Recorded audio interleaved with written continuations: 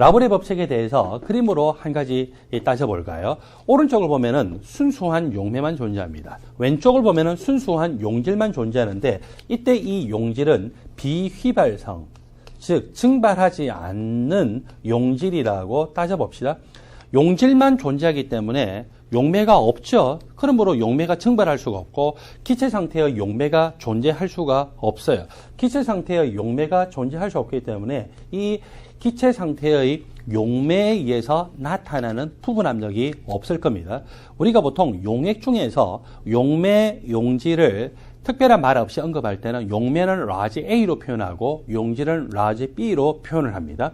이때 용매가 하나도 없었는데 이제 용매가 좀 들어갔어요. 용매가 들어가면은 용매가 증발할 수 있죠. 증발하면서 기체로 존재할 수 있고 따라서 이 기체에 의한 부분 압력 나타날 수 있고 용매가 더 많아졌어요. 즉 용매의 몰 분율이 커졌죠. 그러면은 용매 기체 분자 수가 더 많아지면서 증기압력은 더 커지게 되고 이제 순수한 용매만 됐어요. 순수한 용매만 되면은 이 용매가 아주 많이 증발할 수가 있게 되고 따라서 기체 상태의 용매 분자 수가 많기 때문에 그 용매의 증기압력이 가장 크게 나타날 테고 그리고 이렇게 순수한 이 용매만 있을 때의 증기압력을요 특별히 우리가 이 위첨자로 not를 표현해요. 화학에서는 델타 H not 그리고 델타 S not, 델타 G not 그리고 전기화학에 가면은 E not 전위에 이렇게 not 표시를 하죠. 화학에서 특별한 말이 없을 때 이 not 표시는 무슨 의미라고 했냐면은 표준 상태를 의미한다라고 했습니다. 표준 상태라고 하는 것을 압력으로 보면은 부분 압력이 1기압이다, 온도가 25도씨이다, 용액 중에서의 용질의 농도를 보면은 용질 각각이 1몰 농도. 이것이 바로 표준 상태 조건인데 이 용액 단원에서 압력에 대해서 not이라고 표현하는 이 경우는 딱 유일하게 순수하다라고 하는 것을 의미합니다. 순수한 용매만 존재하고 있을 때 용매가 증발함으로써 동적 평형 상태에 도달하고 그 용매, 순수한 용매의 부분 압력을 PA not이라고 표현합니다. 여기에서는 순수한 용매만 있다가 증발한 것이 아니기 때문에 그냥 PA라고 하겠죠. 여기도 마찬가지로 순수한 용매만 존재하는 것이 아니기 때문에 A의 부분 압력을 PA라고 하고 여기에서는 아예 A가 없기 때문에 용매가 없기 때문에 PA, 즉 A의 부분 압력이 제로니까 제가 표시를 하지 않았어요. 이 A, 용매의 몰 분율이 증가함에 따라서 점점 뭐가 증가됩니까? 이 용매의 부분 압력이 증가하고 그러다가 순수한 용매만 존재하게 되면은 그때의 부분 압력은 PA not이다라고 표시가 됩니다. 이것이 바로 라울의 법칙이라는 거죠. 여러분들 교재 170페이지 위쪽에서 다시 한 번 더 이 그래프를 이야기합니다. 용매의 몰 분율이 0에서 점점 증가함에 따라서 용매의 증기압력이 증가됩니다. 그러다가 순수한 용매만 존재하게 되면은 용매의 몰 분율이 1.0이 되겠죠. 그때의 증기압력을 뭐라고 하느냐면은 PA not이라고 표현을 합니다. 그리고 이 용매의 몰 분율이 1보다 더 클 수는 없어요. 자기만 존재하게 될 때 몰 분율은 1이 되기 때문에 그렇죠. 여러분들 교재 170쪽을 보면은요. 이제 이상용액의 예에 대해서 이야기하고 있습니다. 전형적인 이상용액은 벤젠과 톨루엔이 혼합되었을 때 나타납니다. 벤젠과 톨루엔이 혼합되었을 때 벤젠의 양이 많으면은 벤젠의 용매로 생각하면 되고 톨루엔의 양이 많으면은 톨루엔의 용매로 생각하면 됩니다. 그런데 우리가 여기서 어떻게도 생각할 수 있냐면은 벤젠의 양이 많든지 적든지 벤젠을 항상 용매로 생각할 수도 있어요. 또는 거꾸로 벤젠과 톨루엔이 혼합됐을 때 톨루엔의 몰수가 더 적든지 많든지 상관없이 톨루엔을 항상 용매로 생각할 수가 있습니다. 벤젠과 톨루엔이 혼합이 되면은 벤젠을 용매로 생각할까요? 그리고 톨루엔을 용질로 생각합니다. 벤젠과 톨루엔 간에 작용하는 인력은 순수한 벤젠 간에 작용하는 인력, 순수한 톨루엔 간에 작용하는 인력보다 더 크더라, 작더라? 그게 아니죠. 비슷하더라 이거예요. 비슷하더라. 이런 용액을 우리는 뭐라고 합니까? 이상 용액이다라고 표현을 하죠. 물론 여러분들이 이미 상식이 있는 분들은 벤젠과 벤젠 간에 작용하는 인력, 그리고 톨루엔과 톨루엔 간에 작용하는 인력이 누가 더 크냐? 순수한 벤젠과 벤젠 간에 작용하는 인력을 우리는 벤젠 분자들의 응집력이라고 하죠. 그리고 순수한 톨루엔과 톨루엔 간에 작용하는 인력을 뭐라고 합니까? 또 톨루엔 분자의 응집력이라고 하잖아요. 이 응집력은 누가 더 크냐면은 벤젠보다는 톨루엔이 더 커요. 벤젠은 완전히 대칭 구조이고 전형적인 비극성 분자입니다. 쌍극자 모멘트 합이 0이죠. 톨루엔은요, 이 대칭성이 깨져 있어요. 이쪽 메틸기가 있느냐 없느냐. 그리고 분자량 자체도 크죠. 따라서 이것은 분자 간의 인력이 더 크게 나타나고 응집력이 더 큽니다. 여러분들 응집력이 더 크면은요, 앞에서 우리가 배웠던 바에 의해서 어떤 요소가 더 크게 나타납니까? 예, 끓는 점이 더 높게 나타나죠. 그리고 몰 기화열이 더 크게 나타납니다. 그리고 표면 장력이 일반적으로 더 크게 나타나잖아요. 그래서 분명히 벤젠 간의 인력보다 톨루엔 간의 인력인 응집력이 더 크기 때문에 톨루엔의 끓는 점이 더 높아요. 톨루엔의 몰 기화열이 더 커요. 그리고 기준온도를 25도라고 생각할 수 있고 30도시라고 생각할 수 있습니다. 그 기준온도에서의 증기압력은 두 개가 같을까요? 톨루엔이 더 높을까요? 또는 톨루엔이 더 낮을까요? 예, 톨루엔이 더 낮게 나타나겠죠. 응집력이 크면 클수록 그때 기준 온도에서의 증기압력은 더 낮다라고 이미 우리가 정리한 바가 있겠죠. 자, 이런 이 기본적인 내용을 바탕으로 해서 계속 이야기를 합니다. 이상용에 벤젠과 톨루엔이 혼합이 됐어요. 자, 벤젠과 톨루엔이 혼합이 되었고 벤젠을 용매로 생각을 해봅시다.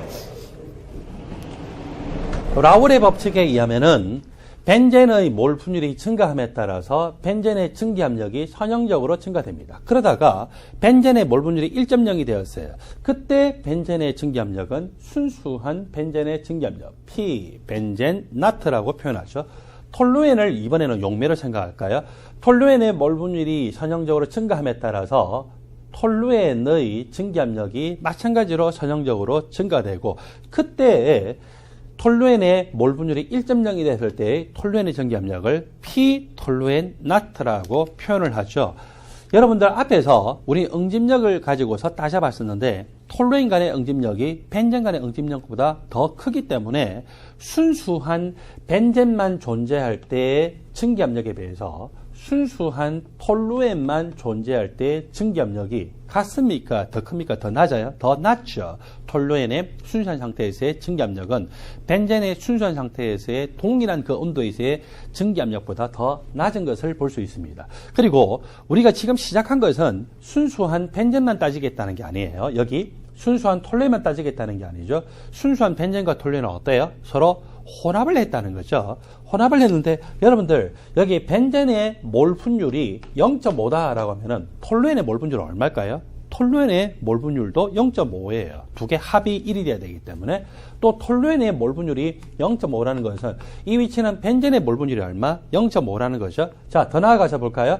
톨루엔의 몰 분율이 1.0이면은 벤젠의 몰 분율은 얼마일까요? 0. 톨루엔의 몰 분율이 0.5면은 벤젠의 몰 분율도 0.5. 톨루엔의 몰 분율이 0이다. 즉 톨루엔이 제로라는 거죠.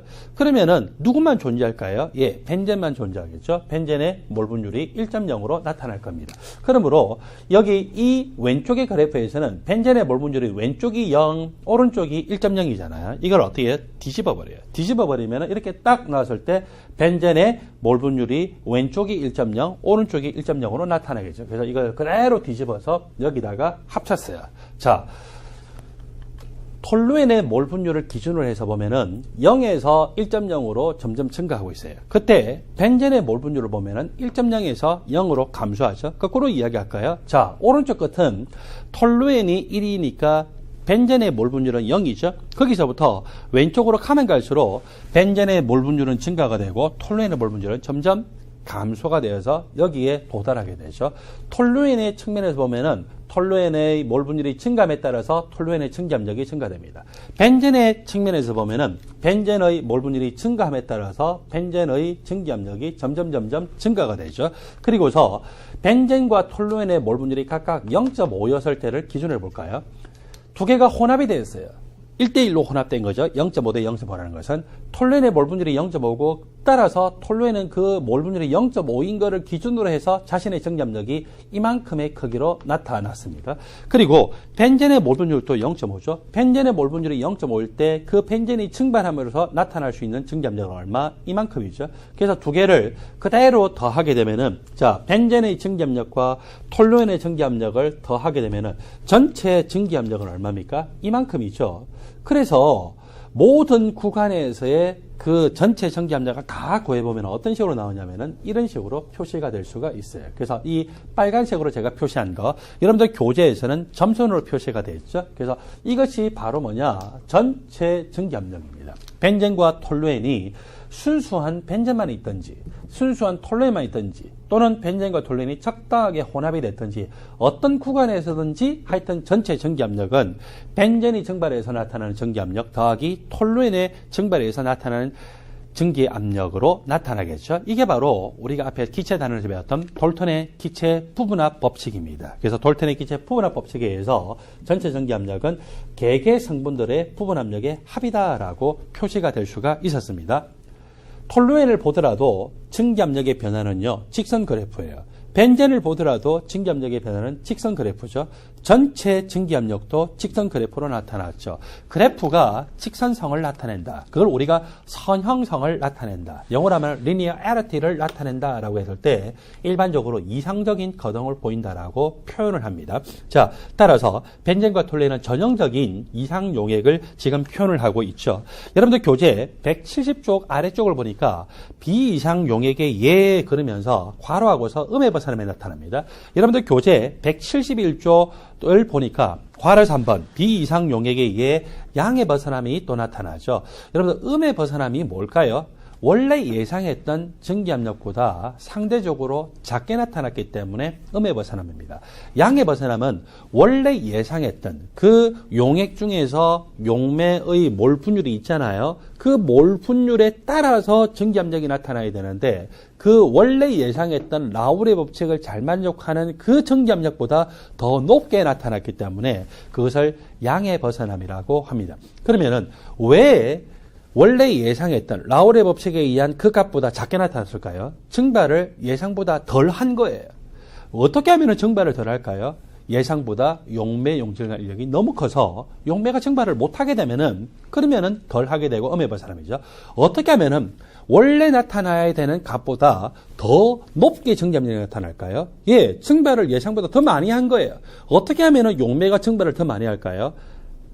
예, 용매와 용질이 혼합되어서 인력이 너무 작은 거예요. 너무 작아서 서로 어때요? 예, 증발하도록 방치를 하는 거죠.